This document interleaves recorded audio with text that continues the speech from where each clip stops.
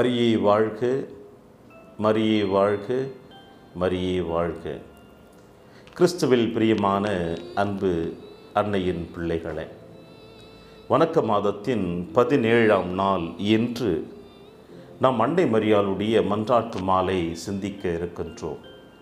இன்றைய நாளிலே சிந்திக்கக்கூடிய மன்றாட்டு மாலை மகா புத்தியுடைத்தான கன்னிகையே என்ற மன்றாட்டு. மகா புத்தியுடைத்தான கன்னிகையே என்று சொல்லுகின்ற பொழுது இதனுடைய விவிலிய பின்னணிகள் என்ன என்று நாம் பார்க்கின்ற பொழுது, ஏறக்குறைய நேற்றைய தினம் வரையில் அன்னை மரியாளை அன்னையினுடைய தாயினுடைய நிலைமையில்தான் நாம் சந்தித்து வந்தோம். இன்று முதல் நாம் சந்திக்கக்கூடியது கன்னிகையே கன்னிகையே என்ற வார்த்தைகளை பயன்படுத்தி அன்னை மரியாளை இன்னும் அவளுடைய மகத்துவத்தை நாம் சிந்திக்கப் போகிறோம். இதைத்தான் லொரேட்டோ அன்னை மரியாளுடைய மன்றாட்டு மாலையில் திருத்தந்தை இணைத்து வைத்து செபிக்க நமக்கு அழைப்பு கொடுத்திருக்கிறார். இன்றைய நாளிலே முதலாவது மகா புத்தியுடைத்தான கன்னிகை என்று சொல்லுகின்ற பொழுது, எந்த ஒரு செயல்பாடுகளையும் நாம் செய்கின்ற பொழுது பலமுறை சிந்தித்து தியானித்து அதை செய்கின்ற பொழுது அதிலிருந்து நமக்கு வருகின்ற நன்மை தீமைகள் என்ன என்பதை நாம் தெளிவாக அறிந்து வைத்துதான் நாம் செய்து கொண்டிருக்கிறோம். இதைத்தான் புத்திசாலி என்று சொல்லுவார்கள் நம்முடைய முன்னோர்கள்.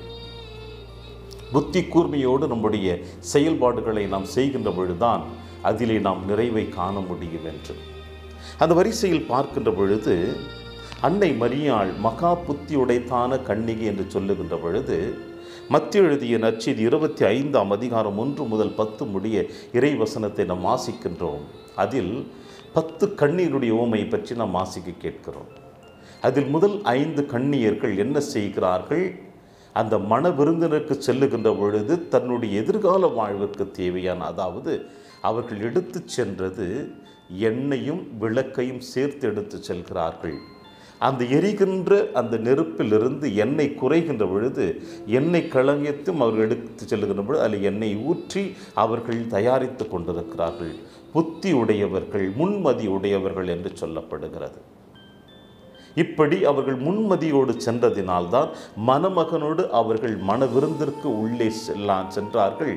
மற்ற 5 கன்னியர்கள் வெளியே தள்ளப்பட்டார்கள் என்று நாம் வாசிக்க கேட்கின்றோம்.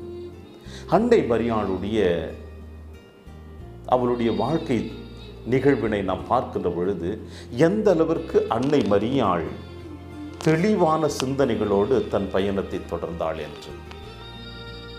கப்ரியேல் தூதர் அன்னை மரியாளை சந்திக்கின்ற பொழுது இறைவனுடைய இந்த அற்புதமான செய்தியை சொல்லுகின்ற பொழுது, இது எங்கனமாகும், நானும் கணவனை அறியேன்.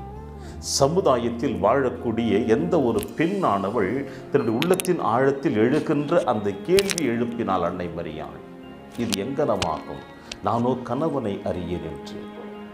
இப்படி அன்னை மரியாள் முதலாக தன்னிடம் வந்த அந்த மீட்பின் திட்டத்தை தன்னுடைய சந்தேகத்தின் வாயிலாக தெளிவுபடுத்துகிறார். முன்மதியோடு அழகாக தன்னுடைய வார்த்தைகளை பயன்படுத்துகிறார்.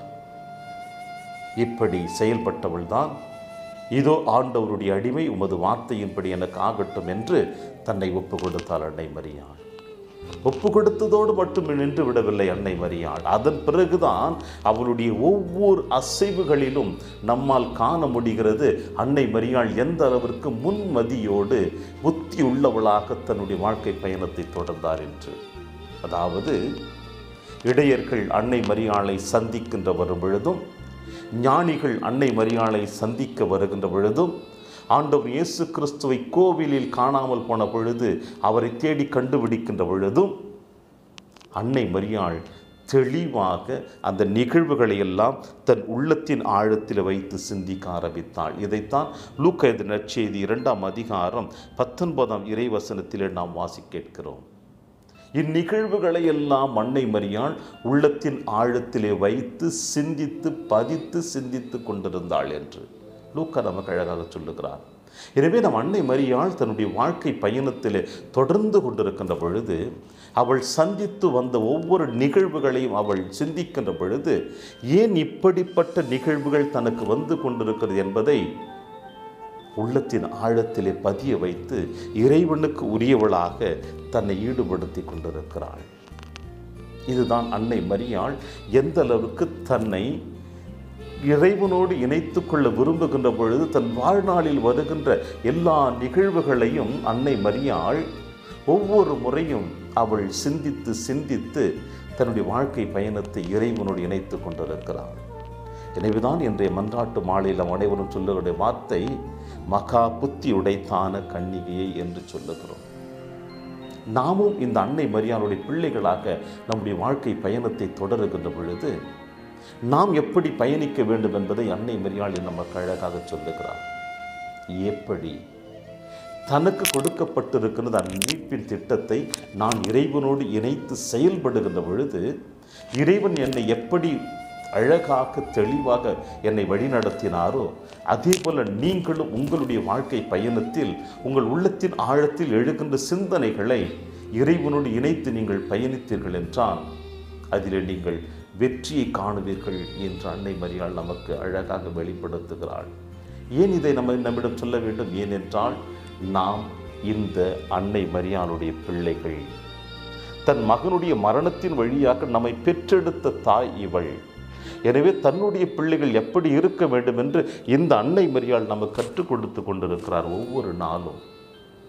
இந்த அன்னை மரியாள் எப்படி இறைவனுடைய பார்வையில் மகா புத்தி உடைத்தவளாக இருந்தாலோ அதே போல நாமும் இறைவனுடைய பார்வையிலும் இந்த உலகத்தினுடைய பார்வையிலும் தெளிவுள்ளவர்களாக, விவேகம் உள்ளவர்களாக, புத்தி கூர்மை உடையவர்களாக, நம்முடைய ஆன்மீகத்தை சரியான பாதையில் அழைத்து செல்லக்கூடியவர்களாக இருக்க வேண்டும் என்று இந்த தாயானவள் நம்மிடமிருந்து விரும்புகிறாள்.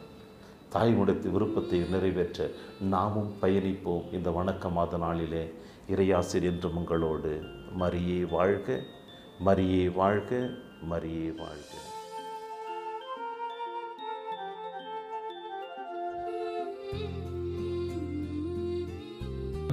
வாழ்க